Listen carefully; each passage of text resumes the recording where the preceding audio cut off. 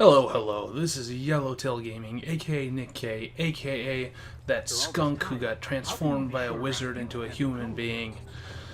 And today I'm bringing to you 7 quality of life improvements for Destiny. This is coming with the upcoming Rise of Iron update.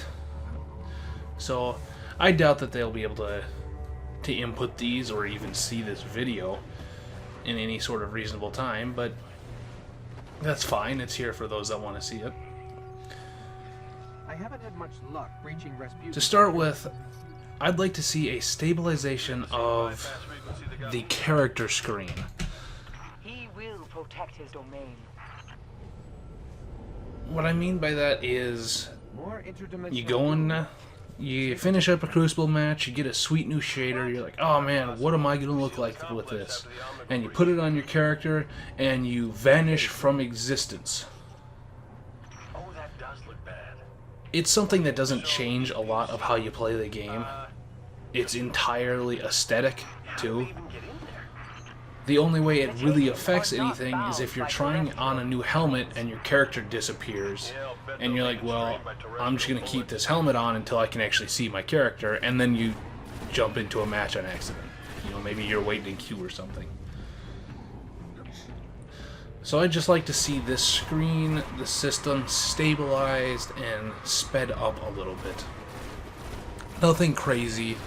Just make it so that my character isn't banished from existence whenever I try to change what cloak I'm wearing. Number 2 is going to have to do with weapon stats. Everyone knows that there are stats to weapons. Very hard to miss point of the game. Fewer people know that there are actually numerical values assigned to those bars.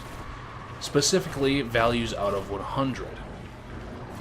And even fewer people know there is secondary stats assigned to each of your weapons, being weapon handling and aim assist, namely. I believe there are a couple other, but I can't remember them off the top of my head. I'm not asking for them to completely throw all these in, you know, completely overhaul the way that their weapon UI is currently made. But maybe when you open up your perk screen, go to change out your barrel or put on a different sight or something like that, you could hold a button, say like right trigger, R2, and it'll bring up all the numbers and the secondary stats so you can see exactly what change you're making to your gun. I don't know how hard it would be to implement. I'm no game designer, obviously. I'm making videos on YouTube right now. Obviously, I don't make video games. But just doing this little tiny thing, I think would help understanding of some of the more core elements of gunplay in the game. And going along with that is number 3. Has to deal with aim assist. I can't believe the Taken can track us so easily. I despise aim assist entirely. And thusly, I'd like to be able to turn it off. I'd just like to be able to toggle aim assist on and off. That's all I'm looking for. Nothing ridiculous, you know. Just over in your settings screen, make a little button. Do you want aim assist? No. Done. The reason I don't like aim assist is I line my weapon up on a target, I'm going to get those headshots, and somebody walks in front of me and drags my crosshairs 8 feet to the right, and I die because of it. I just like to be able to turn it off, or at least limit what it can do. Number 4, something for people that play a lot of endgame content and get bored of it. Level selectable patrols. I'm not looking for, you know, level 1, 2, 3, 4, 5, blah, blah. But maybe like every 10 levels. Say you go to the Cosmodrome, which is getting updated with the Plague Land, so I imagine it'll be level 40. You go to the Cosmodrome, and I'd like to see there be a level 4, a level 10, 20, 30, and 40 selection. It's just so that no matter what point in the game you're at, you can still choose to have a little bit of a challenge while wandering around. Nothing crazy, but I think it just adds a little bit more excitement into the game.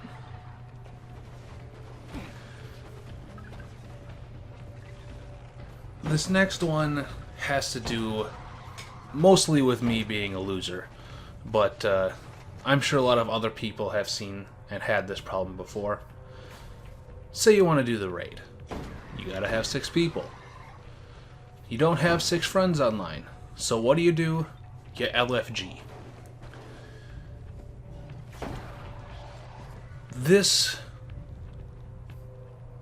improvement I want to make would be to add a in-game invite system to Destiny.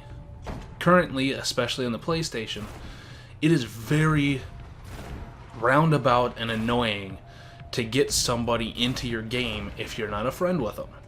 And if you don't want to have a friends list full of randos, you're almost straight out of luck. I'd just like to see, the invite friend button on the roster page. Maybe you can hit triangle just to type in somebody's gamer tag and send them a game invite, whether you're friends with them or not. I don't think it'd be a ridiculous change, but I think it would help some of the solo players in the game. Number 6 concerns your vault. Many endgame players find that they are running out of vault space all the time and want more vault space. I want more vault space. But it's not that easy. Storing all that information takes a lot of space on Bungie's part. You gotta have enough space to keep all that. So I'd propose a simple system that for lower end players that don't play as much, don't care as much about their guns, don't get as much loot, to balance out the higher end players who need a huge vault for all the things they want to hold on to.